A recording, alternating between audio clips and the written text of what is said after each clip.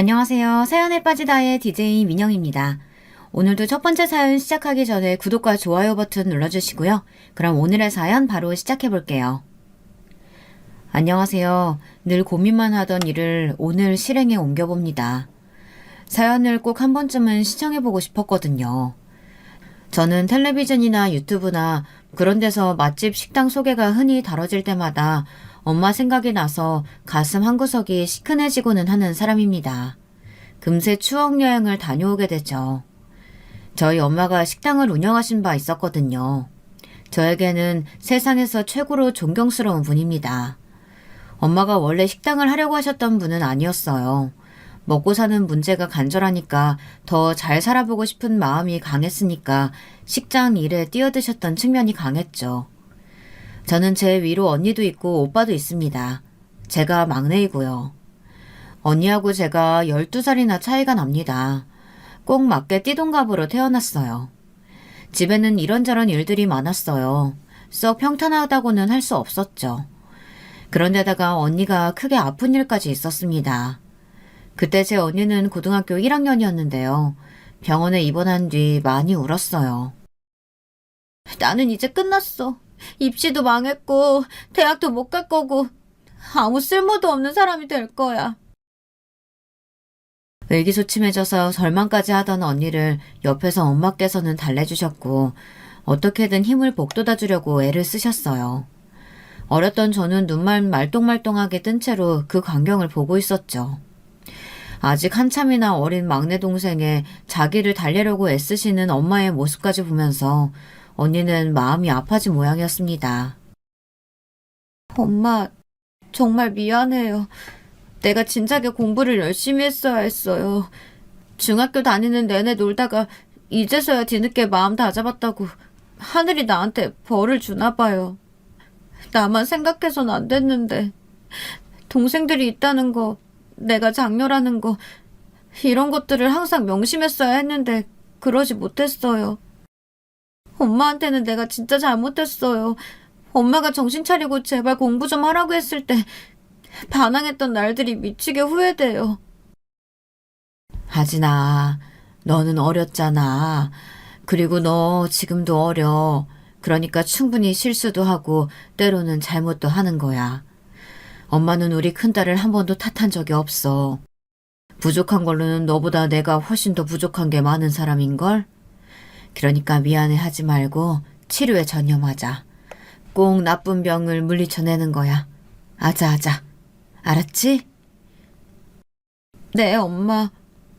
지금까지 엄마 진심도 모르고 나는 아무래도 바보처럼 살았던 것 같아요. 이렇게 아파 보니까 내가 살았던 시간들이 너무 아깝네요. 근데 엄마, 혹시 아빠는 오늘 안 오실까요? 아빠가 너무 보고 싶어요. 아빠한테 드릴 말씀도 많고요. 그게 기다리면 오실 거야. 아직 바쁜 게 마무리가 안 됐나 봐. 그것만 끝나면 곧 오시겠지. 설마 이번엔 큰딸 얼굴도 안 보러 오시려고? 그러면 그게 어디 사람이니? 짐승이지. 아빠 요새 맨날 바쁘신 거 저도 알아요. 그래도 오늘은 와주실 것 같으니까 기다려볼게요. 어느새 기운을 차린 듯 언니가 눈물을 훔치면서도 인매가 슬그머니 미소를 짓고 있었어요. 엄마는 그 옆에 딱 붙어 계셨고요. 저는 아빠가 과연 언제 오실는지 그걸 궁금해했습니다. 그러나 결국 그날 아빠는 병원에 모습을 드러내지 않으셨어요. 언니는 괜찮다고 말하며 아무렇지 않은 얼굴로 누웠으나 씁쓸한 눈빛을 저는 보았습니다. 엄마는 속상해 죽겠다는 얼굴을 하고 계셨고요. 저는 졸린 눈을 비비며 엄마의 소매를 잡아당겼어요. 엄마, 아직 아빠 안 왔어? 아빠 언제 와요? 아휴, 우리 하영이 잠든 줄 알았는데 아니었구나. 졸리면 그렇게 눈 비비지 말고 얼른 자. 아빠는 기다려봤자 안 올 것 같으니까. 왜요? 왜 안 와요? 아빠는 밖에서 일해요? 그래, 맞아. 일하시는 중이야. 하영아, 지금 언니가 많이 아픈 거 알고 있지? 앞으로 얼마 동안 병원 생활 해야 할지 알 수 없다. 치료를 많이 받아야 하거든. 그러려면 돈이 많이 들 거야. 병원에 있으려면 돈이 있어야 돼. 그럼 집에 가면 안 돼요? 치료가 필요할 때면 병원에 오면 되잖아요. 그쵸? 우리 하영이 누구 닮아서 이렇게 영특하니? 그런 생각을 당최 어떻게 했을까? 그치만 하영아, 치료를 받다 보면 이런저런 상황들이 생겨서 꼭 병원에 있어야 돼. 병원은 우리 집이 아니지? 우리 집이 아니니까 지내는 돈이 들어가는 거야. 그렇게 이해해주면 좋겠구나. 병원에서 지내는 돈을 벌기 위해 아빠가 많이 바쁘신 거야. 엄마께서는 어떻게든 어린 자식들에게 솔직하면서도 좋은 대답을 내놓으려고 노력하셨던 것 같아요. 그 노력 덕분에 저는 아빠를 우리 가족을 위해 언제나 고생하시고 힘들게 돈을 버시는 영웅으로 인식하며 자랐습니다. 병원 생활이라는 건 시간과 돈을 모두 함께 쏟아부어야 하는 것이었어요. 저도 대체로 엄마와 함께 병원에 붙어 있을 때가 많았습니다. 지루했고 심심했지만 병원이 아니면 제가 마땅히 갈 곳이 없다는 사실을 당시에도 희미하게 인지하고 있었어요. 어느 날 이웃집 아주머니께서 병문안으로 오셨는데 엄마를 향해 학원비 이야기를 하셨습니다. 말했던 거기 입시학원 있잖아. 학교 바로 근처에 있는데 내가 우리 하진이네 이야기 잘 해놨더니 이번에 학원비 깎아주겠다고 답변이 왔어. 어머나, 그게 정말이에요? 세상에 진짜 그렇게 될 줄은 몰랐어요. 너무 감사해요. 정말 간절했거든요. 내가 거기 원장 지인하고 건너 아는 사이라고 했잖아. 아무튼 이야기 잘 됐으니까 연락해서 하석이 언제부터 보낼 건지 그런 거나 얼른 상의해봐. 네, 그럴게요. 오늘 바로 전화해봐야죠. 하석이가 혼자 시간 보내는 게 마음도 걸리고 공부는 또 시켜야겠고 이래저래 심란했었는데 너무 잘 됐네요. 너무 좋아서 어떻게 할 줄도 모르겠어요. 엄마는 한박 웃음을 지으셨죠. 언니가 입원한 뒤로 그런 환한 표정은 처음 보는 것이었습니다. 그래서 저도 속으로 기쁨의 박수를 쳤어요. 학원비라는 게 당초에 무슨 내용인지는 모른 채로요. 알고 보니 오빠가 다닐 입시학원 이야기였는데요. 원래 오빠가 마음이 콩밭에 가 있던 사람이었어요. 교과서도 안 보고 만화책이나 좋아했고요. 그랬던 사람이 언니가 몸이 안 좋아지고 치료를 받아야 한다는 청청병력이 떨어진 이후로 마음을 좀 다잡더라고요. 학교가 파하면 그대로 사라져서 당최 어디서 놀다 오는 건지 모르던 오빠였는데 엄마가 등록해 주신 입시학원에 조용히 엉덩이를 붙이고 지내기 시작했습니다. 여러 과목을 수업하는 학원이라서 비용이 관건이었고 저희 집에는 그럴 돈이 없어 난감했었는데요. 학원비 할인이 들어가서 천만다행이었죠.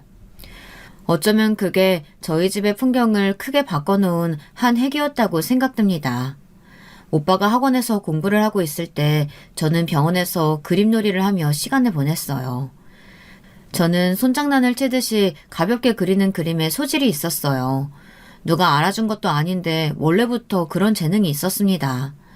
학교에 들어간 저는 친구들이 많이 생겨났고 곧잘 부러움을 받아 기세가 등등해졌어요. 그림 잘 그리는 건 친구들의 이목을 끌기 좋은 요소였거든요. 너나 할 것 없이 저에게 그림을 요청해왔죠. 또 한 가지, 제가 우리 가족을 주제로 그림을 그려낼 때마다 다들 저를 부러워했던 게 있었습니다. 와, 하영이 아빠 경찰이래. 경찰? 우와, 진짜 멋지다. 만나볼 수 있으면 좋겠다. 친구들이 눈을 빛낼 때마다 저는 아빠가 경찰이라는 사실이 뿌듯해서 어쩔 줄 몰랐습니다. 괜스레 선생님들도 저를 좋은 시선으로 주목하시는 것만 같다는 착각도 들었고요. 언니의 어렸을 적 장래희망은 선생님이었다죠. 오빠는 파일럿이었고요. 저는 경찰이었습니다. 색종이 위로 경찰이라고 적힌 삐뚤빼뚤한 글자를 엄마는 귀신 바라보듯 하셨어요. 경찰이 되고 싶다고? 하영아, 너 무슨 생각으로 장래희망에다가 경찰이라고 적어놓는 거야? 왜 경찰이 적은 건데? 아빠가 경찰이니까요. 저는 방긋방긋 잘도 웃으며 자랑스레 대답했어요. 엄마의 표정에 망연자실한 기운이 내려앉고 있는 것도 모른 채 그때는 잘도 그렇게 굴었습니다. 아마 어린 자식에게 티는 못 내시고 엄마는 속으로만 한숨을 내셨을 거예요. 아빠는 내내 바쁘신 분이었고 그러는 동안에도 병원 생활은 이어졌습니다. 시간과 돈이 동시에 미친 듯이 들어가는 병원 생활이 드디어 막을 내렸죠. 끝이 있기는 하더라고요. 언니가 무사히 병마와 싸워내고 완전히 퇴원할 수 있다는 것만으로도 감사하다며 엄마는 끝내 감격의 눈물을 보이셨습니다. 저는 언니에게 제가 직접 만든 종이꽃을 선물로 건넸어요. 오빠는 겸연쩍은 얼굴로 축하해라고 인사를 했지만 그것이 최선임을 저희 가족은 다 알았기에 모두가 웃었습니다. 그 자리에 아빠는 계시지 않았어요. 참고로 언니는 고등학교 학력만 따로 따낸 거였고요. 대신에 오빠가 대학을 잘 갔습니다. 처음에는 미끄러져서 재수 생활을 거친 뒤에 좋은 대학에 들어갈 수 있었어요. 아주 보람된 순간이었죠. 바로 그 무렵에 아빠는 범인과 추격전을 벌이다가 크게 다치셨습니다. 병원으로 달려간 엄마의 곁에는 제가 함께였습니다. 대체 누가 알아준다고? 이러고 사는 걸 도대체 누가 알아준다고 자꾸 이러고 사는 거야? 대체 왜? 일반 사람들은 넘어져서 몸에 생채기만 나도 호들갑 떨고 그러고 사는데 넘어지고 다치고 부러지고 찔리고 치이고 이 모든 걸 왜 당하면서 사는 거냐고. 자식들도 있는 사람이. 이제는 제발 이러고 좀 살지 말자. 이러다가 화병으로 내가 먼저 돌아가시겠다. 내가 먼저 죽겠어. 응급수술을 받고 나신 아빠의 얼굴은 멍자국으로 이상해 보였고 몸에는 붕대가 칭칭 감겨 있었죠. 상처를 감싼 붕대, 그것은 결코 훈장이라고 엄마는 생각하지 않으셨습니다. 제발 떨어졌으면 하는 거머리로 보셨죠. 저는 일을 하시던 도중에 크게 다치신 아빠께 아무리 그래도 너무 말씀을 심하게 하시는 거 아닌가 싶어 엄마를 초조하게 바라봤다가 이내 제 생각을 철회할 수밖에 없었습니다. 엄마가 어느새 눈물을 닦고 계셨기 때문이에요. 저는 조용히 그 등을 두드려드렸죠. 저도 어느새 머리가 컸다고 이성 교제에 관심이 가질 무렵이 되었습니다. 난생 처음으로 같은 반 남자애와 서로 사귀니 많이 하는 이야기를 주고받게 되었어요. 생각만 해도 즐거워서 킥킥 웃으면서 방구석에서 연애 편지를 끄적거리고 있던 저를 발견하신 엄마가 묘한 눈길을 보내셨습니다. 이제 보니까 새삼 우리 하영이가 많이 컸구나. 마냥 아기 같던 우리 막내 꼬맹이 아가씨가 어느새 이렇게 자랐네. 하영아, 너 아직도 경찰이 되고 싶어? 장래희망이 여전히 경찰이야? 경찰이요? 글쎄요. 잘 모르겠어요. 지금은 딱히 되고 싶은지 뭔지 헷갈려요. 그렇구나. 생각이 바뀌어가는 건 자연스럽고 당연한 일이야. 엄마는 우리 하영이가 경찰 같은 건 안 됐으면 좋겠다. 세상에 얼마나 다양한 직업들이 많이 있는데 굳이 경찰 같은 걸 할 이유는 없지. 되고 싶다고 해도 힘든 게 경찰 아니에요. 아무나 되는 건 아닌 것 같아요. 아빠만 봐도 남다르잖아요. 여기서 네 아빠 얘기는 하지도 마. 하영이 너는 이 다음에 경찰 된 생각은 절대 하지 말고 결혼도 경찰하고는 절대 안 돼. 알았지? 엄마는 작게 이를 갈고 계셨어요. 저는 그 매서운 기세에 눌려서 눈만 크게 뜬 채 입은 꾹 다물고서 고개를 끄덕끄덕했습니다. 눈치가 보여서 어느새 연애편지는 조용히 덮어둔 뒤였어요. 엄마는 꾸깃해진 연애편지를 응시하면서 한숨을 토하셨죠. 연애도 안 돼. 경찰하고는 사귀는 것도 반대야. 하여간에 경찰하고는 아무것도 하지 마. 엄마는 진짜 경찰 쪽이라면 이제 친절머리가 나는 사람이니까. 막내 자식인 제가 모르는 친정 부모님의 사정이 아무래도 여러 존재했을 거란 생각이 들었어요. 생각해보면 어렸을 적 저는 걸려온 전화를 받으며 얼굴빛이 사색이 된 엄마가 전전긍긍 하시는 모습을 여러 차례 목격한 적이 있었습니다. 때로는 아빠의 동료분들로부터 걸려온 전화를 받기도 하셨었죠. 친가 식구들은 대체로 이런 아빠의 생활을 멋지게 바라보고 자랑스러워했으며 든든해하였습니다. 집안에 이런 인물이 있다는 것이 마침 보업처럼 여겨진다는 소리도 서슴없이 다들 했었죠. 그리고 이런저런 자문을 아빠에게 구하려고 했고 쓸데없는 하소연을 늘어놓는 것은 덤이었어요. 그런 모습을 지켜보던 엄마의 얼굴에는 고단함이 매번 역력했어요. 그러면서도 친가 식구들은 아빠가 다치시면 금세 곡소리를 내었습니다. 언니가 그렇게나 힘들게 투병 생활을 이어갈 때도 시큰둥했던 사람들이 말이죠. 아빠의 아니에만 관심이 있는 듯 하였어요. 그래서 친가에 갈 때면 엄마는 소외감을 느끼는 듯 보였습니다. 반면 외가 식구들은 복잡 미묘해 보였습니다. 아빠를 향해 보이는 반응들이 늘 언제나 그랬어요. 외할머니께서 착잡한 표정을 지으신 채 엄마를 가까이 부르셨던 날 저도 있었습니다. 너 이번에 하석이 대학본을 도는 있니? 외할머니의 물음에 엄마는 침묵부터 지키셨죠. 사실 그것으로도 모든 대답, 모든 설명이 된 셈이었던 듯 싶네요. 고개를 떨구셨던 엄마는 돌연 피식 웃으시며 고개를 번쩍 드셨습니다. 괜찮아요. 문제 없어요.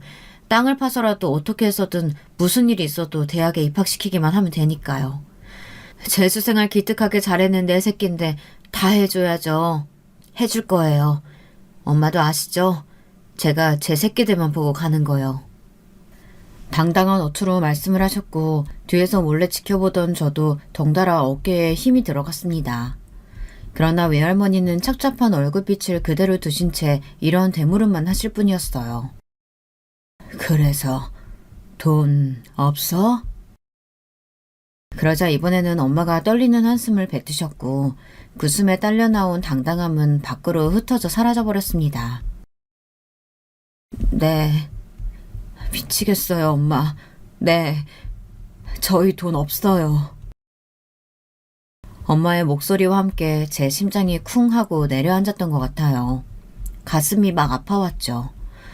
외할머니는 엄마의 모친이신데 그 당연한 사실을 저는 태어났을 때부터 알고 있음에도 엄마 역시 누군가의 자식이고 딸이라는 사실을 그 순간이 돼서야 저도 제대로 인지를 한 기분이었습니다. 엄마의 뒷모습이 그렇게 나약해 보인 건 처음이었거든요. 외할머니가 인자하고 인내심 가득한 인상을 하고 계신다는 사실도 그때 처음 알았고요. 며칠 뒤였는진 모르겠으나 외할머니께서 돈을 주셨습니다. 오빠가 대학에 다닐 돈이었죠. 귀중한 학비였어요. 그건 외할머니께서 그간 조금씩 어렵사리 모으신 것이었습니다. 자식들에게서 용돈을 받으셨던 걸 아끼고 아껴가며 모으신 돈이었어요. 틈틈이 모았다가 내어주신 그 은혜 앞에서 엄마는 몇 번이고 눈물을 글썽이셨습니다. 대학에 입학하는 오빠의 소감은 이러했었죠.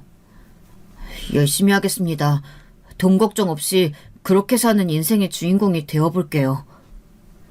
그 돈이 어떤 돈인지 오빠도 알았으니까요. 명문대 간판을 획득한 자식을 두신 엄마가 식당 일을 시작하셨던 것은 제가 고등학교 1학년 때의 일이었습니다. 언니가 치료를 받지 않으면 죽는다는 선고를 받았었던 나이와 같았죠. 그 나이가 되어보니까 고등학교 1학년은 결코 어른이 아니었더라고요. 그래서 언니 생각으로 가슴이 뭉클해졌어요. 하지만 안타까운 사실은 이때는 결혼한 언니가 유산을 겪은 이후이기도 했다는 겁니다. 몸이 약해서 유산을 한 건가 싶었는데 그렇지만도 않았더라고요. 몸에 다른 문제가 있었어요. 그래서 유산 이후에 얼마 지나지 않아 언니는 수술을 받아야만 했죠. 나는 왜 항상 이 모양 이 꼴일까? 결혼하고 나서도 결국 이러고 사네. 나 진짜 모두에게 면목이 없어서 차라리 그만 살고 나 같은 건 이쯤에서 죽어 없어져서 모두 마음 편하게 만드는 게 나을 것 같아. 수술을 앞둔 전날 언니가 차마 눈물도 흘리지 못한 채로 그런 말을 하는데 제 마음이 너무 아팠습니다. 어떻게 위로를 건네야 할지도 모르겠더라고요. 엄마는 그 앞에서 스스로를 자책하셨죠. 하진아, 아니다. 우리 큰딸에게는 아무 잘못 없어. 이 엄마가 다 잘못한 거야. 내가 하진이 너를 건강하게 낳아주지 못한 게 잘못이야. 내가 죄인이야. 나를 원망해라. 내가 미안하다. 당신의 가슴을 치며 그렇게 사과를 하시는 엄마를 보는데 저도 눈시울이 붉어졌습니다. 오빠는 간신히 억지로 울음을 참는 모양새였고요. 엄마 품에 안겨 눈물을 떨구던 언니가 문득 어색한 인매로 이런 소리를 했어요. 그런데 아빠는 아직 안 오셨어요? 이쯤이면 도착하실 때 됐는데 아직 연락이 없었나요? 저는 그 모습에서 옛날에 언니가 병원에 입원했을 때 아빠를 찾았던 모습이 떠오르더라고요. 그때와 정확히 겹쳐 보이는 상황이었죠. 엄마는 조용히 고개만 가으르저으셨어요. 그리고 언니는 더 이상 아무런 질문도 하지 않았죠. 수술은 무사히 끝났으나 예정했던 것보다 더욱 대수술이 되는 바람에 수술 시간이 길어져서 걱정스럽게 가슴을 졸여야만 했어요. 그리고 아무도 예측하지 못했던 비극적인 사고가 일어났어요. 야근을 마치고 언니한테 와봤던 형부는 집에 들렀다가 출근을 하실 작정이었어요. 그래서 새벽에 집으로 향하셨다가 그만 그 길에서 사고를 당하였습니다. 심각한 중상을 입으셨어요. 목숨에 지장이 없었던 게 천만다행이었고 기적일 정도의 부상이었습니다. 일을 다니고 자시고 한 게 아니었어요. 앞으로의 회복에만 전념하셔야 했죠.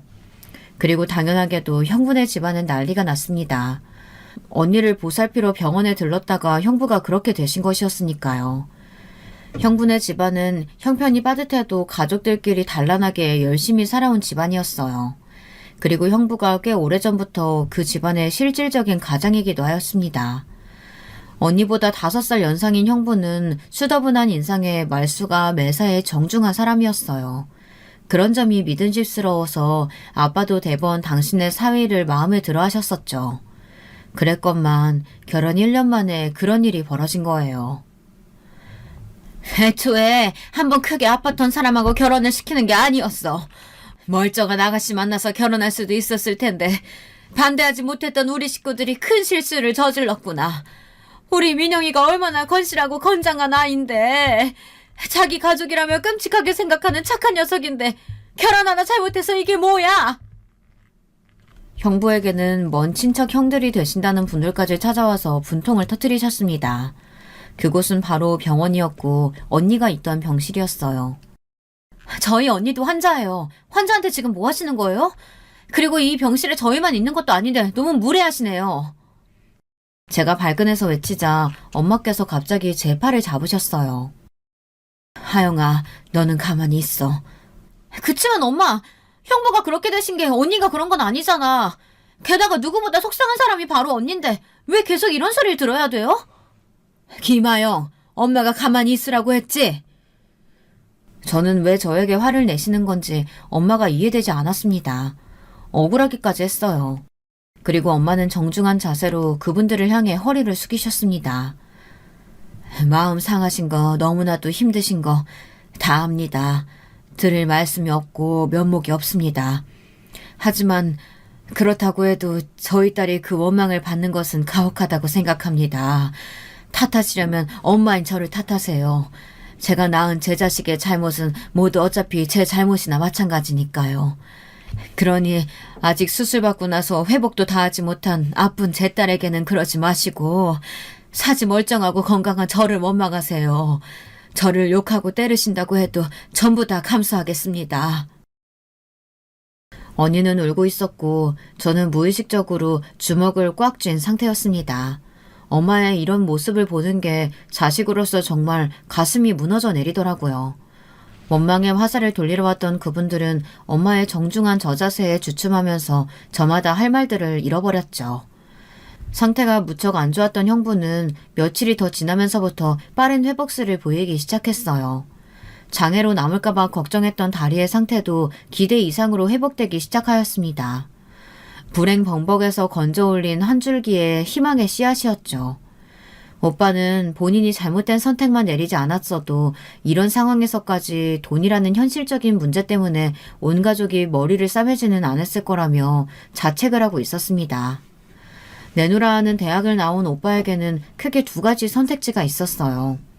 알아주게 탄탄한 중견기업에 가느냐, 아니면 신생에 속하는 곳이긴 하나 돈을 2배를 더 주는 기업에 가느냐. 선택의 기로에 서 있었는데 오빠는 후자를 골랐습니다. 돈을 많이 벌고자 한 선택이었으나 설마 그 회사가 얼마 지나지 않아 망해버릴 줄은 몰랐던 것이죠. 뉴스에도 나왔던 일이었어요.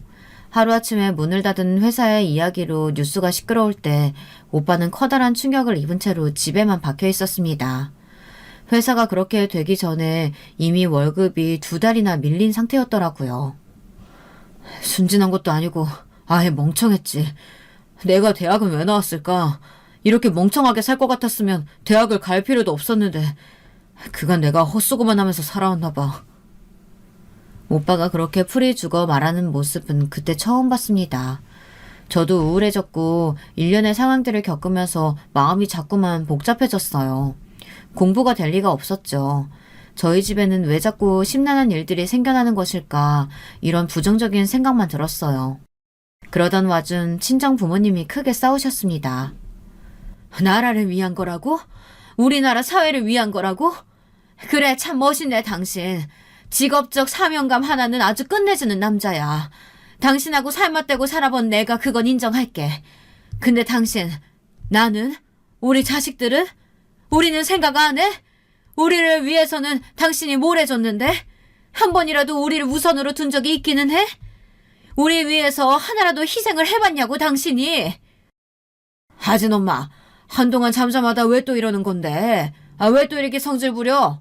어차피 나는 하진이 엄마 당신한테 나를 100% 이해받을 생각도 그럴 욕심도 없다고.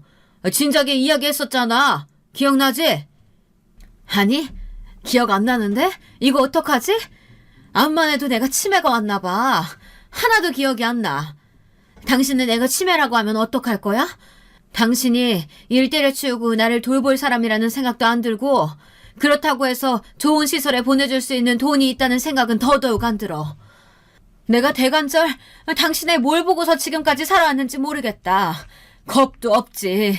정말 겁도 없었지 내가.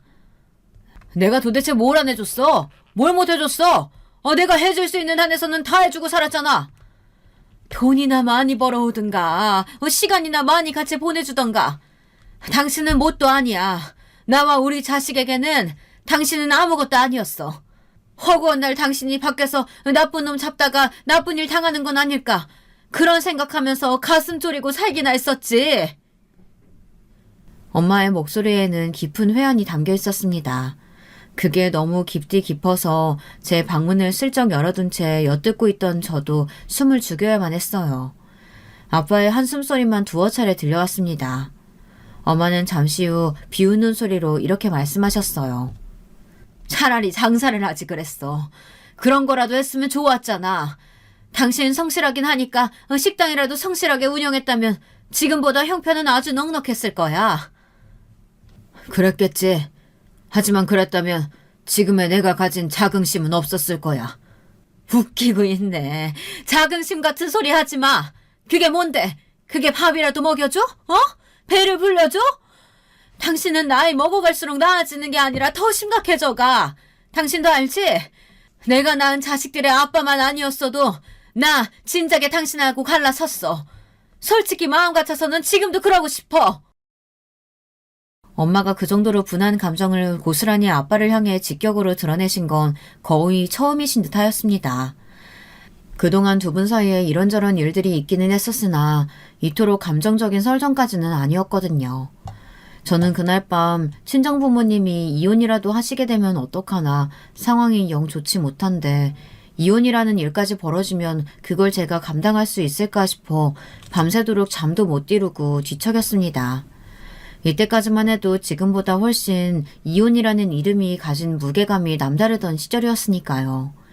이혼에 대한 걱정으로 제가 매번 잠을 설치고 있었을 때 의외의 상황이 전개가 됐던 겁니다. 엄마는 절친한 이웃 아주머니께 아빠와의 일을 하소연하셨는데요. 얘기 듣다 보니까 생각난 건데 말이야. 혹시 식당에서 일해볼 생각은 없어? 장사가 너무 잘 돼서 이번에 확장 이전하는 식당이 하나 있거든. 새로 직원도 뽑을 거라고 내가 들었는데 돈도 엄청 많이 줄 예정이라네. 내가 이런 거에 빠삭한 서식통인 거 알지? 혹시 하고 싶다고 하면 내가 얘기 전해줄 수 있어. 어때? 난데없이 식당 일자리 정보를 듣게 되셨던 거예요. 그동안 엄마는 일이라고 하면 거의 생산 공장에 다니셨습니다. 단기로 파출부 일도 종종 다니셨고요. 식당 일은 동떨어진 얘기였지만 이상하게 엄마는 바로 그 순간에 해봐야겠다는 생각만 드셨다고 합니다. 이상하리만치 그 식당에서 꼭 일을 해야 할 것 같은 예감이 드셨다네요.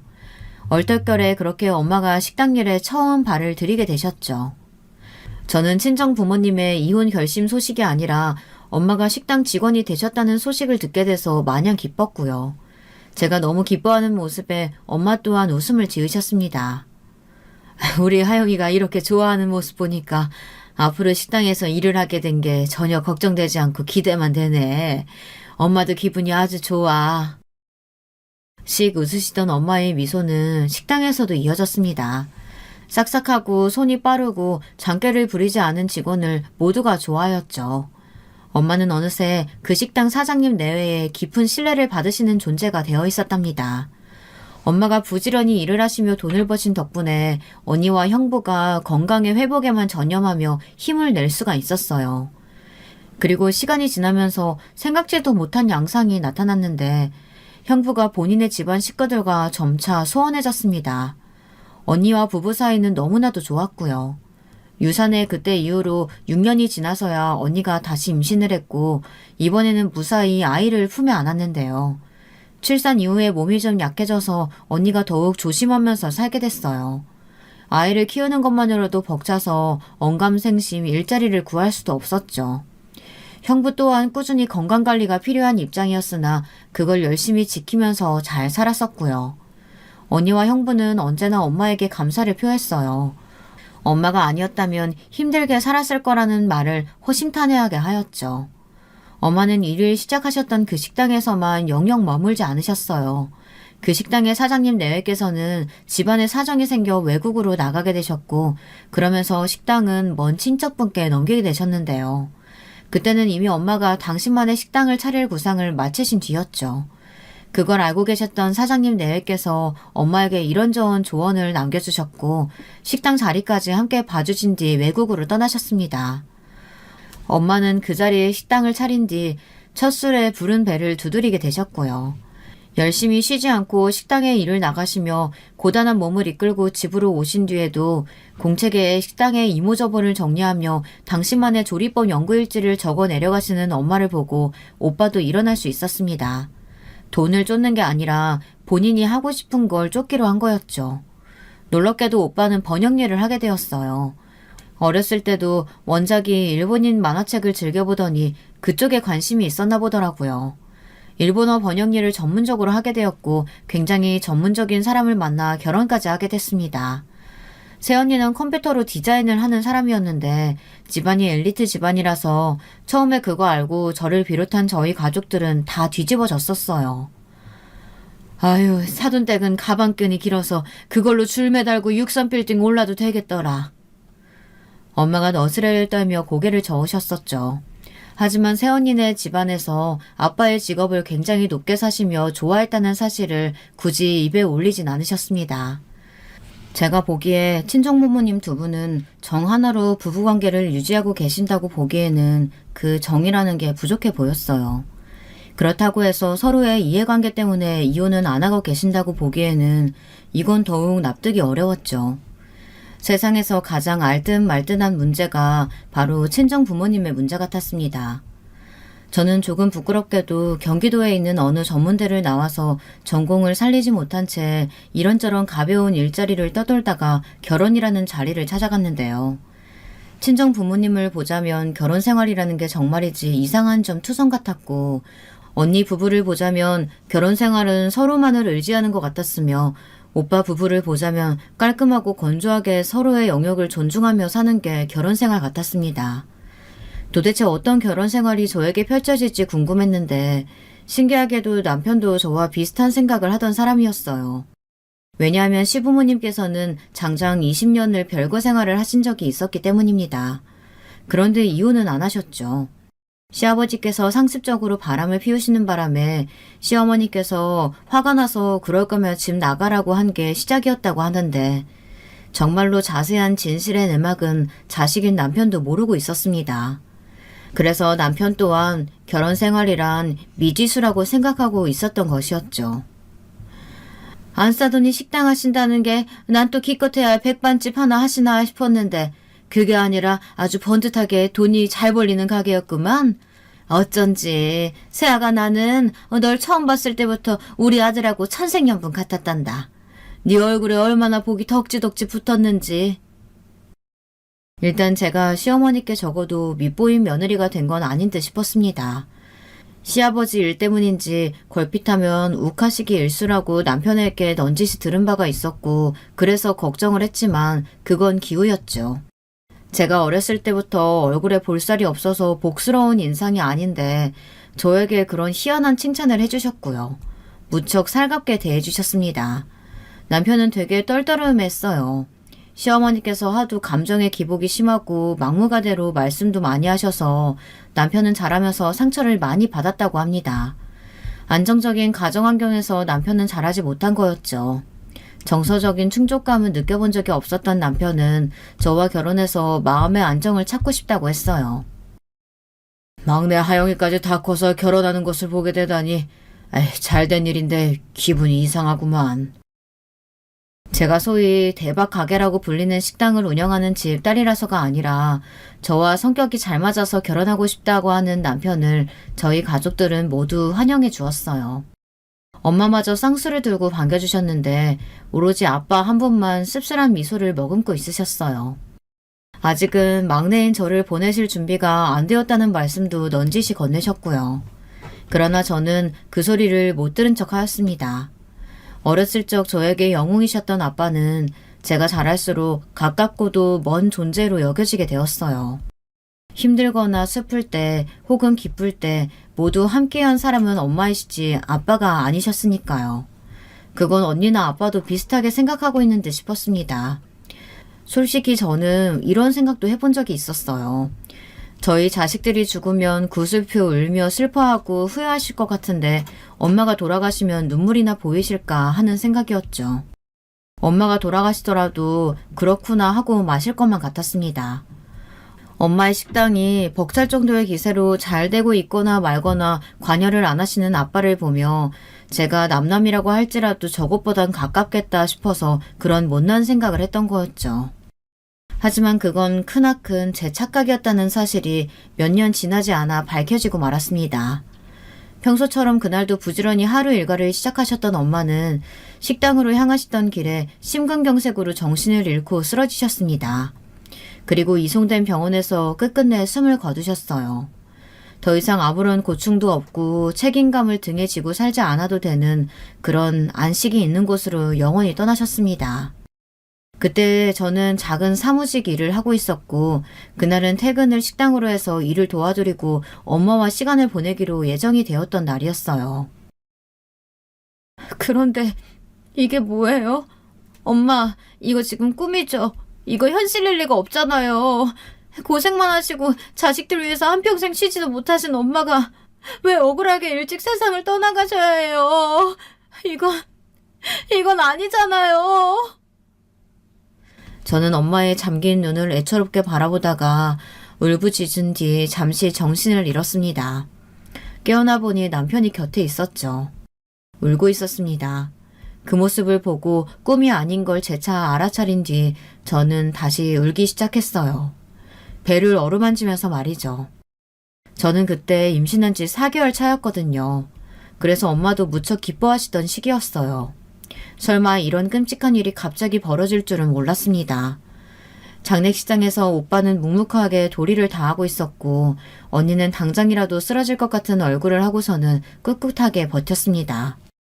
둘 다 저보다 언니고 오빠인 이유가 있더라고요. 그리고 아빠는 도저히 믿을 수 없다는 표정으로 엄마의 영정사진만 멍하니 바라보고 또 바라보셨어요. 그렇게 넋이 나간 아빠의 얼굴은 생전 처음 보는 것이었습니다. 날카롭고 깊은 아빠의 눈매가 온통 멍해져 있었어요. 다른 사람이 되신 것만 같았죠. 언니와 오빠는 이런저런 이야기를 짧게 아빠와 나누었는데 저는 그러지 못하고 있었습니다. 그런 순간마저 괜히 속으로 아빠를 원망이나 하며 멀찍이 있었어요. 정신이 나갈 것만 같아서 구석에 앉아 벽에 등을 잠시 붙이려던 바로 그때였습니다. 세아가, 너 이제 좀 괜찮니? 뱃속 아가도 많이 놀랐겠다. 어머, 웬일이야 정말. 시어머니께서 오셨어요. 저는 결혼한 이후로 시어머니와 굉장히 살갑게 지내는 며느리는 아니었습니다. 성향이 너무 다르기도 했거니와 남편이 시어머니와 있으면 불편한 기색이 되었거든요. 거의 안 보고 사는 시아버지를 차라리 편하게 생각하는 듯 싶었어요. 임신 사실을 밝혔을 때도 돈 이야기나 하시고 당신의 인생 한탄이나 하시고 그러셨을 뿐 축하한다고 하지 않으셨습니다. 그러신 분이지만 어쨌든 와주신 게 너무 감사했어요. 마음이 무너져 있을 때라 시어머니께서 발걸음을 하신 것만 봐도 눈물이 맺히더라고요. 제가 훌쩍이자 시어머니께서는 제 손을 부드럽게 잡아주시며 이렇게 말씀하셨습니다. 많이 힘들지? 추스른다고 해서 추스러질 게 아니지. 너는 앞으로 뱃속 아가나 돌보면서 그렇게 조심히 지내야겠다. 안 싸던 애 유지는 내가 이어받아야지 별 수 있니? 네? 유지요? 엄마의 유지라니 어떤 걸 말씀하시는 거예요? 그 식당밖에 더 있니?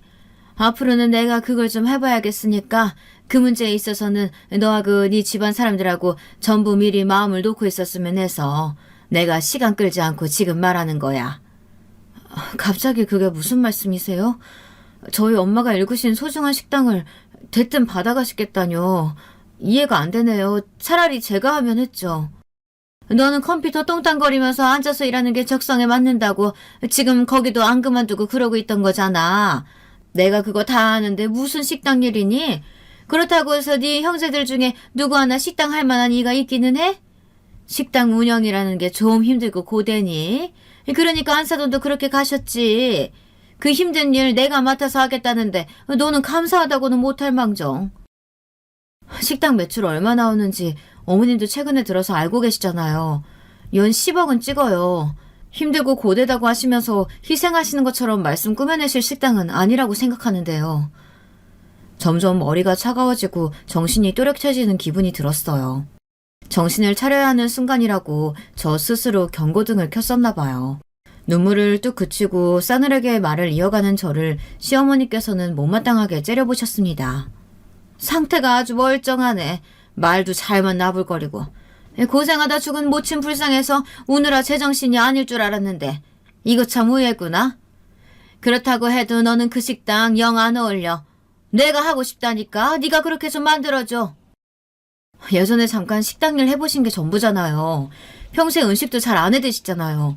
그래서 학교 다니는 아들 매번 아침밥 굶고 등교하도록 하셨잖아요.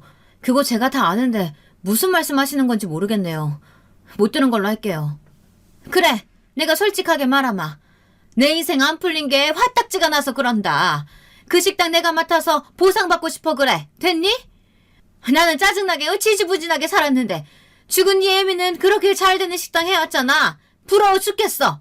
나도 한 번쯤은 좀 떵떵 걸어보자. 야 이년아, 너 대체 밑반찬 언제 내갈래? 너 잘리고 싶어 환장했어? 이런 유세 좀 떨면서 더 나이 들기 전에 그렇게 살아보고 싶다고.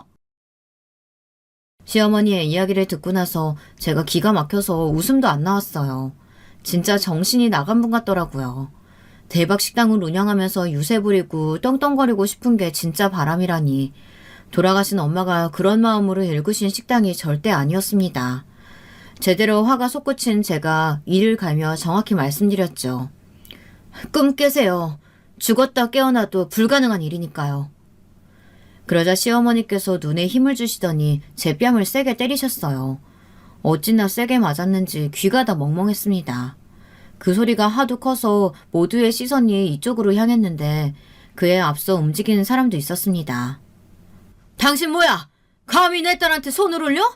얼핏 듣자하니 식당 하고 싶다는 개소리나 짓거리던데.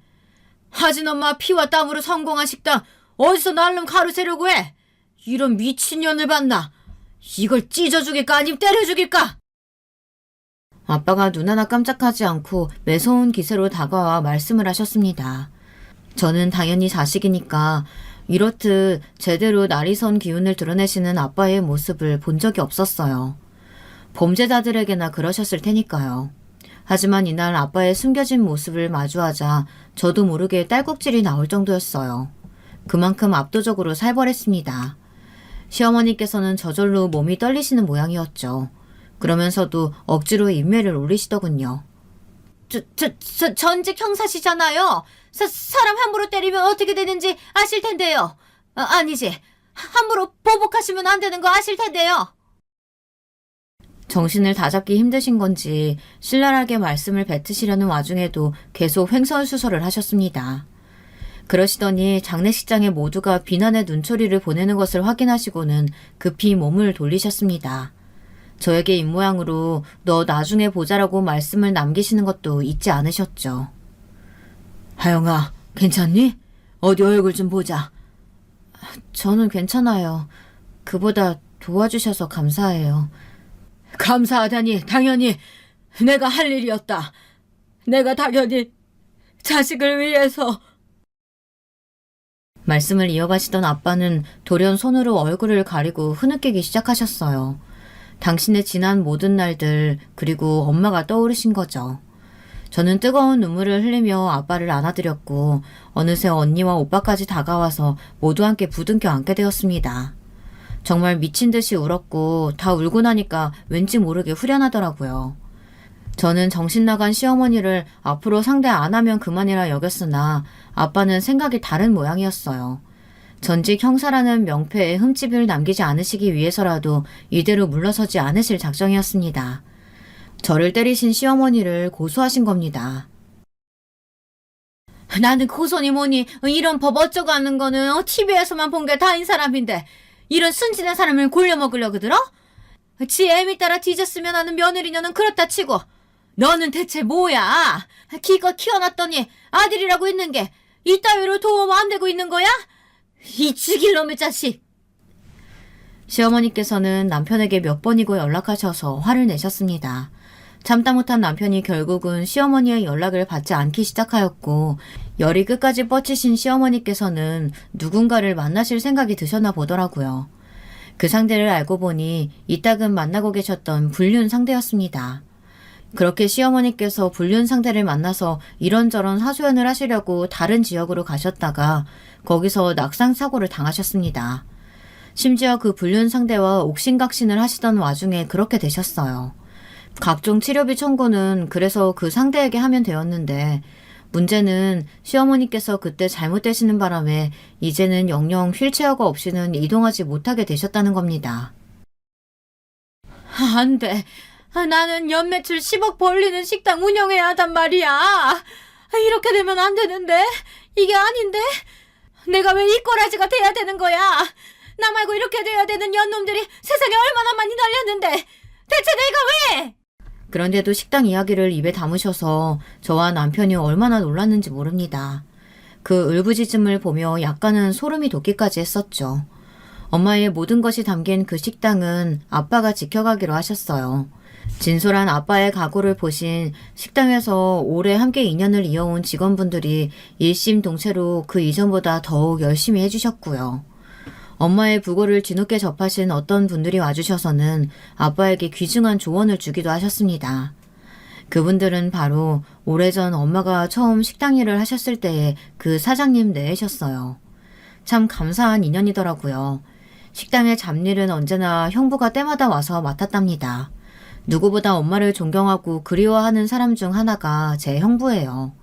그 마음이 행동에서 고스란히 드러나더군요. 엄마가 남겨주고 가신 그 모든 것들에 모두가 감사함을 느끼고 있어요. 여전히 그렇습니다. 그리고 앞으로 계속 그럴 거예요. 여러분들에게도 혹시 제 엄마처럼 삶의 마지막 순간까지 열심히 사셨던 분이 계셨다면 꼭 그 이야기를 듣고 싶네요. 여러분, 두 번째 사연 시작하기 전에 좋아요, 구독 꼭 눌러주실 거죠? 그럼 두 번째 사연 바로 시작합니다. 출산율 최저치를 갱신하고 있는 우리나라에서 조금 아이러니하게도 황혼 육아가 하나의 문제로 대두되고 있다는 거 아시나요? 이번 얘기에서 만나보실 수 있습니다. 저에게는 2명의 남동생이 있어요. 제가 집안의 첫째인 장녀고요. 둘째 남동생이 저보다 3살 어리고 셋째 남동생이 저보다 4살 어려요. 둘이서 연년생이라 그런지 마치 쌍둥이처럼 자라났어요. 셋째가 초등학교 입학을 하고 나서부터 저희 엄마께서 일을 시작하셨고 그렇게 부모님께서는 맞벌이 생활에 포문을 여셨습니다. 웬만큼 차분한 성정을 타고나지 않은 다음에야 어린 나이에 한창 자라는 남자애들이 얼마나 다루기 까다롭고 활기찬지 다들 아시죠? 그런 천방지축들을 제가 돌보고 책임져야 했어요.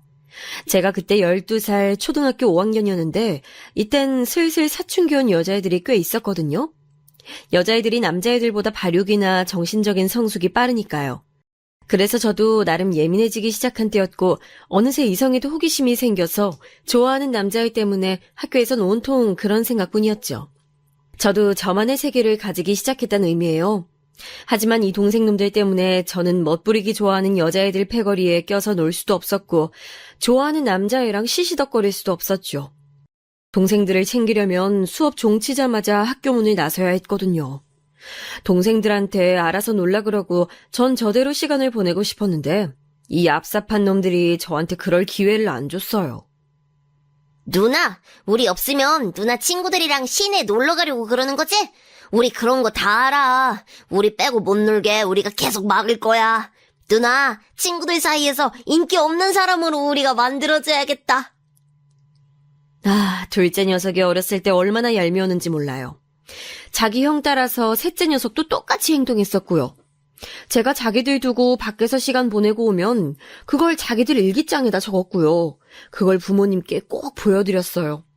그렇게 되면 동생들은 부모님으로부터 일기 성실하게 잘 썼다고 칭찬을 받았고 동시에 전 거기에 적힌 내용을 빌미로 잡혀서 엄청난 꾸중을 들어야만 했죠. 넌 누나가 돼서 네 동생들도 안 챙기고 뭐 하는 거야?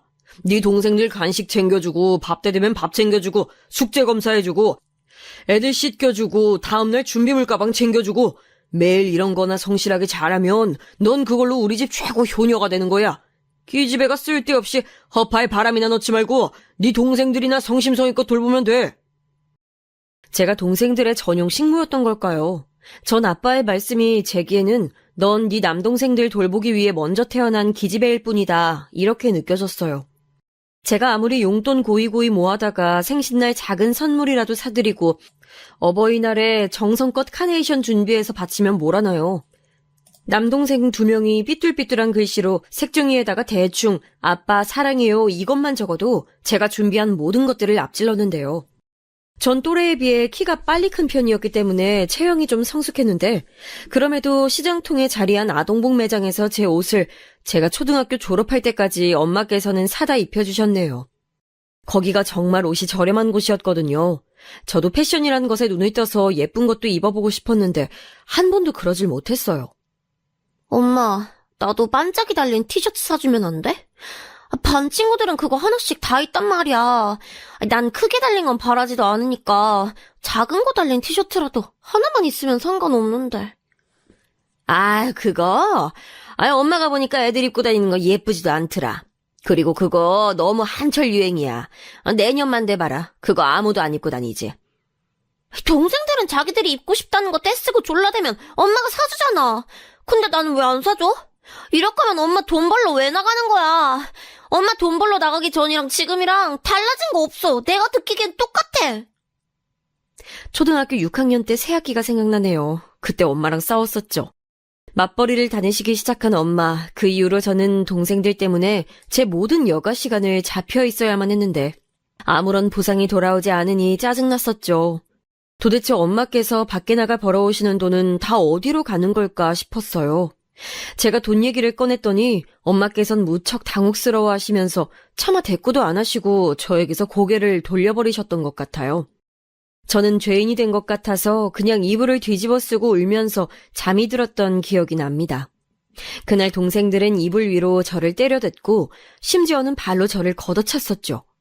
동생들이 너무 얄밉고 싫어서 저는 저것들이 사라지게 해주세요 라면서 빌면서 잠들었었고요. 중학생이 되고 나니까 생활 패턴이 달라져서 어느 정도 동생들 돌보는 일에서 벗어날 수 있었는데요. 그것마저도 완벽하진 않았어요. 둘 다 학원 하나씩 다녔는데 제 중학교 수업이 다 마치고 집으로 돌아오는 시간에 딱 맞춰서 그 학원 수업도 끝났으니까요. 부모님께서 의도하신 것이었죠. 전 결국 중학교 입학하고 나서 딱 1달간 만에 얕은 자유를 누렸다가 다시 동생들에게 발목을 잡히고 말았습니다. 참고로 저는 초등학교 다닐 때 학원을 동생들처럼 그렇게 다녀본 적이 없었어요. 엄마랑 친하게 지내셨던 분의 소개로 피아노 학원을 남들보다 저렴한 가격에 잠깐 다닐 수 있었던 것이 전부였죠. 그런데 동생들은 저학년임에도 무려 영어학원을 다닌다는 것에 충격받았습니다. 차별도 그런 차별이 있을 수 없었어요. 물오른 사춘기 반항심에 하굣길에서 저는 발길을 틀었고 학원을 마친 동생들을 데리러 가지도 않았으며 오락실에서 친구들과 시간을 한참 보내다가 늦게 집에 들어간 적이 있었어요. 그날 전 엄청나게 혼났었죠. 동생들이 부모님 앞에서 명년기를 펼친 게 큰 영향을 끼쳤고요. 누나가 안 데리러 가서 우리는 명준이네 아줌마가 태워준 차 타고 집에 왔어. 그리고 우리 집에 와서 아무것도 못 먹고 계속 굶었어. 둘째 녀석이 가련하게 말하니까 옆에서 셋째 녀석은 울상까지 지으면서 동조했어요. 참나, 유치원생도 아니고 집에 와서 혼자 아무것도 못 먹었다는 게 말이나 되는 이야기인지. 동생들이 불쌍하게 구니까 부모님께서는 분노하셨고 전 그날 무릎 꿇고 반성문을 써야만 했어요. 자기 전에 방 구석에서 동생들이 몰래 먹고 버린 과자 봉지들을 발견했을 땐 눈물이 핑 돌았던 것 같아요. 먹을 거 다 먹어놓고 뭘 굶었다고 거짓말을 한 건지 동생들의 영악함에 놀랐었습니다. 그리고 부모님께서는 제 중학교 담임선생님께 연락까지 하셨죠. 수업 마치는 대로 제가 딴 길로 안 새고 바로 집으로 갈 수 있도록 단단히 일러달라고 말씀하셨더라고요. 전 영분도 모르고 다음날 등교했다가 담임선생님께 불려가서 꾸지람을 들었어요. 출석부로 머리도 맞아가면서요. 대체 이 머리통에 뭐가 들어앉았길래 부모님의 가슴을 아프게 하고 동생들을 방치하냐고 하시면서 절 문제야 다루듯 하셨습니다. 생각해보면 전 타고나기를 좀 맹한 편이었고 둘째 녀석이 약삭 발랐던 것 같아요. 어렸을 때는 이런 개념이 정립이 안 돼 있었으니까 그저 동생들은 왜 저러지? 왜 나만 당하지? 이런 의문만 있었던 것 같아요. 셋째 녀석이야 자기 형 꼬붕이니까 무조건 따라했던 거고요. 제가 왜 동생들의 친구들까지 관리해가면서 시간을 보내야 하는지 그때도 이상하다고 생각하긴 했어요. 하지만 워낙 부모님께서 동생들 편만 드시니까 구체적으로 대들 용기가 안 났었던 것이죠. 그러다 제가 중학교 2학년 때 집안의 비밀 아닌 비밀을 알게 됐어요. 밤늦게 부모님께서 하시는 대화를 들어버렸거든요. 아휴, 이제 끝이 보이네. 정말 오래도 일을 해왔는데 이제서야 빚을 다 갚게 됐네. 그간 고생 많았어요, 여보. 우리 아버지 어머니가 진 빚을 같이 갚게 만들어서 정말 미안하고 내가 정말 면목이 없어.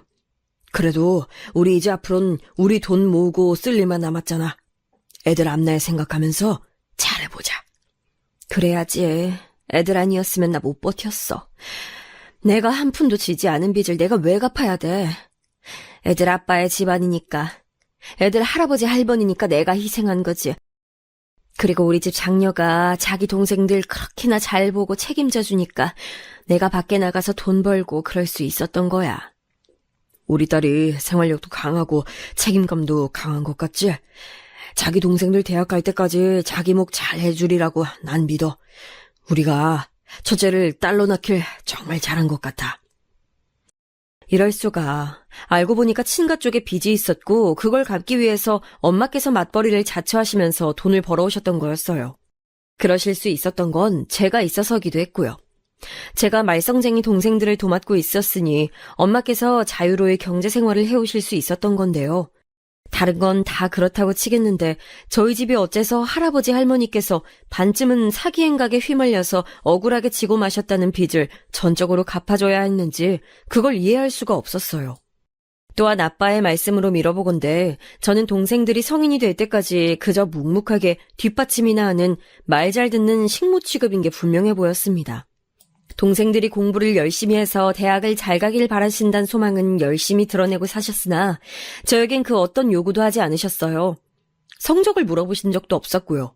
학교 생활 잘하냐고 궁금해하신 적도 없었어요. 전 저에게 공부 압박을 주지 않으시는 부모님께 감사하며 지내고 있었건만 그게 아니라 집안 형편이 썩 좋지도 않은데 3명 전부 4년제 대학에 보내는 건 달갑니까 전 알아서 빠져주길 바라시는 눈치였던 거죠. 동생들이나 돌보면서 제 학창시절을 전부 다 써버리고 성인이 돼서는 돈을 벌어서 동생들의 학비에 이바지하길 바라신 게 틀림없었어요. 그래서 그날 부모님의 긴 대화를 차분히 엿들었던 것이 제겐 큰 도움이 됐네요. 그 이후로 저는 학구열이 불타올랐으니까요. 저희 집이 친가의 빚을 적극적으로 갚았던 이유는 조금 나중에 알게 됐지만 아빠께서 장남이라는 것이 근본적인 이유였어요. 아빠께서는 친가에서 셋째이신데 왜 굳이 그런 책임을 지신 건지 의아했으나 첫째, 둘째가 여자고 셋째가 남자니 어쨌든 집안의 장남은 셋째고 부모 봉양과 부모 재산에 가장 가까운 것이라고 하더군요. 아, 그거 참 당시에 제 머리로는 굉장히 복잡하게 받아들여졌던 것 같아요. 하지만 한 가지, 저희 집에서 아들 2명이 딸 하나보다 귀한 대접을 받고 있다는 것과 비슷한 현상이란 느낌은 있었네요. 전 일부러 고등학교를 먼 곳으로 지원했어요.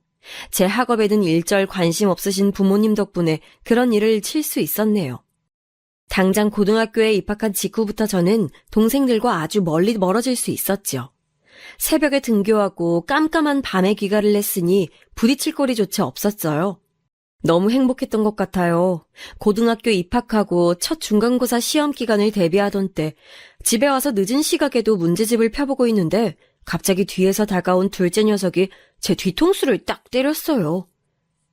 야, 너얘 요즘 얼굴 보기 왜 이렇게 힘들어? 너 지금 공부하냐? 공부해서 서울대 갈 거야? 서울대 못 가실 거면 아예 그만두시고. 아, 나 배고프니까 라면 좀 끓여봐.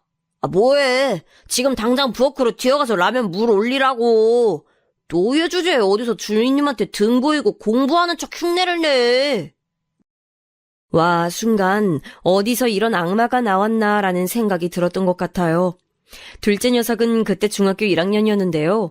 키도 확 크는 중이었고 목소리도 낮아져 있었어요. 그리고 무엇보다 굉장히 악랄하고 못된 성격을 자랑하고 있었습니다. 하고 다니는 꼬라지만 슬쩍 봐도 학교에서 문제아로 등극한 듯 싶었죠. 제가 어렸을 때부터 동생들을 돌봐가면서 부모님께 꾸중 들어가면서 희생을 해왔더니 아주 만만하고 부려먹기 좋은 누나가 되어 있더군요. 전 이제 참을 만큼 참았다는 생각이 들었어요. 5년 내내 시달려왔으면 충분했다 싶었거든요. 전 문제집을 움켜쥐곤 그걸로 둘째 녀석을 내려쳤습니다. 그때부터 육탄전이 벌어졌죠. 둘이 치고받고 싸우면서 난리도 아니었어요. 부모님께선 저희를 똑같이 혼내셨지만 그러면서 사과는 저한테만 시키셨어요. 누나가 돼서 모범을 보이진 못할 망정 동생하고 같이 싸우면 되겠냐면서 그렇게 부끄러운 일이 어디 있냐면서 아빠께서는 저를 엄하게 밀어붙이셨죠. 그 앞에서 제가 어떻게 했던 줄 아세요? 크게 코웃음 쳤습니다. 아빠, 나중에 아들들 둘 다 등신으로 키워냈다고 후회하실 때 제 탓 포함하진 말아주세요. 전 빼주셔야죠. 전 쟤네 둘 등신으로 키우는데 일조한 적 없어요. 그러니까 다 아빠 엄마 탓인 거예요. 아셨죠? 저도 반쯤은 충동적으로 맹랑한 발언이 나갔는데 아빠께서는 울컥하셔서 제 뺨을 한 대 치셨어요. 짝 하는 소리가 나자마자 머리가 멍해지더라고요. 맞은 그대로 굳어있는데 다음 순간에 엄마께서 저를 확 감싸 안으셨습니다. 왜 때려? 당신 미쳤어? 그렇다고 애 뺨을 때리면 어떡해? 차라리 회초리로 손바닥을 때리든가 해야지 어떻게 뺨을 때릴 수가 있어? 엄마께서 바락바락 소리를 지르시니까 아빠께선 멈칫하시면서 별다른 대꾸를 못하셨어요. 절 감싸 안은 팔의 온기를 느끼면서 제가 그때 생각했었죠. 엄마 품에 안겨보지 못한 지가 적어도 6년은 됐다고요. 아주 오랜만에 안겨본 것이었는데 따뜻하더라고요. 저도 모르게 눈시울이 뜨거워졌어요. 동생들 때문에 자존심 지키려고 안 울고 있었던 거 그때 무너져 내려서 결국 울고 말았죠. 우는 저를 보면서 엄마께서는 많이 착잡해 하셨어요. 나중에 대화하면서 알게 된 엄마의 속마음은 그때 많은 생각을 하셨대요. 제가 집에서 너무 소외받고 지내온 것 같다는 생각을 하게 되셨고 늦은 시각에도 제가 문제집을 펴놓고 있었다는 사실이 눈에 자꾸 밟히셨대요. 그래서 그 이후로 엄마께서는 저에게 독서실을 끊어주셨어요. 주말에도 제가 원하는 대로 나가서 공부를 할 수 있는 좋은 환경을 만들어주신 것이죠. 둘째 녀석과 주먹 다짐을 하고 말았던 그때 이후로 동생들과는 틀어졌습니다. 그것들이 아주 키워주고 돌봐준 은혜도 싹 잊고 저를 등한시하더군요. 제가 집에 거의 안 붙어 있었음에도 동생 녀석들이 얼마나 중학교 생활을 개판으로 하는지는 알 수 있었어요. 게다가 각종 명목으로 부모님으로부터 용돈을 뜯어가고 있었지요. 정말 한숨이 나왔지만 저는 수험생이었기에 그쪽으로는 일절 개입하지 않고 공부에만 매진했네요. 전 서울대는 아니지만 그 아래급 정도의 대학엔 갔답니다. 역시 우리 딸. 아빠는 우리 딸이 최고라고 옛날부터 믿고 있었어. 될성부른 떡잎이었지. 대학 합격했을 때 아빠께서는 두 눈을 의심하셨죠. 말문이 막히셨는지 처음엔 아무 말씀도 못 하셨는데 금세 태도를 바꾸시면서 저를 추켜 세워주셨네요. 제 고등학교 생활 내내 공부 어떻게 되어가냐고 한 번도 안 물어봐 주셨으면서 엄마께서 저한테 매점에서 맛있는 거 아끼지 말고 사 먹으라고 용돈 주시는 걸 목격하시자 기집애가 그런 걸 먹어봤자 살만 찐다고 타박하시면서 제 용돈을 걷어가려고 하셨으면서 난데없이 저를 원래부터 믿고 있었다고 말씀하시니까 당황스럽더군요. 입시를 마치고 나자 차분한 눈과 마음으로 돌아본 저희 집안에서 가장 불쌍한 사람은 제가 아니라 엄마셨다는 게 보였어요. 자식 셋 낳고 혼자서 독박 육아하면서 지내셨던 엄마. 저 어렸을 때는 동네 아주머니들과 모여서 부업하며 적은 돈이나마 꼬박꼬박 버셨고요. 시댁으로부터 지원이나 환대 따윈 받아보신 적 없으시면서 시댁의 빚을 갚으시느라 어린 자식들 두고 하루 종일 밖에 나가서 돈을 버시는 길을 선택하셔야 했던 며느리가 바로 저희 엄마셨죠. 엄마라는 존재로 엄마를 바라본 게 아니라 한 사람으로 엄마를 바라봤더니 너무 안타까운 점들 투성이었어요. 특히나 아빠께서는 그리 썩 좋은 남편감이 아니셨으니까요. 곱씹을수록 엄마의 인생이 너무 슬프더군요. 외갓집이 워낙 멀었으니 엄마는 친정도 가까이 두지 못하고 사시느라 더욱 외로우셨을 테죠.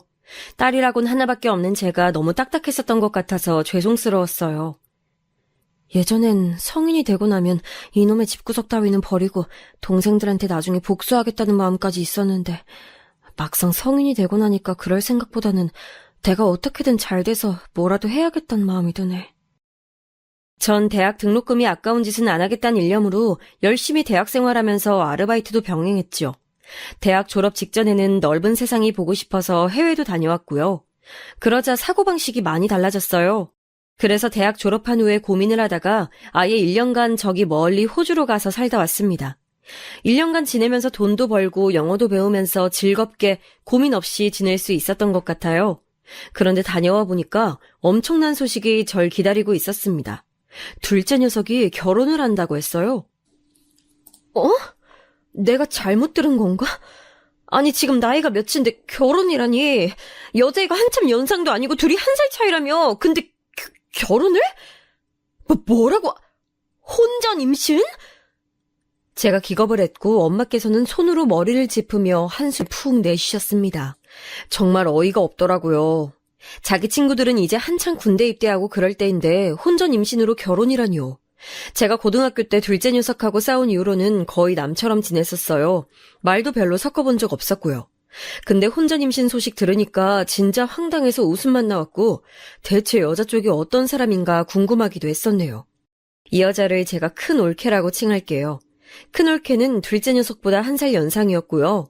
둘이 만난 지 1년 반 정도 지났을 때 임신을 한 거였어요. 제가 호주 출국하기 전에 둘이 사귄다는 사실을 들어서 알고 있었기 때문에 그 존재가 낯설진 않았네요. 저희 집안 사람들이 대체로 키가 크고 골격이 좀 있는 편인데 반해서 큰 올케는 키도 작고 덩치도 작았죠. 그런데 인상만은 남달랐어요.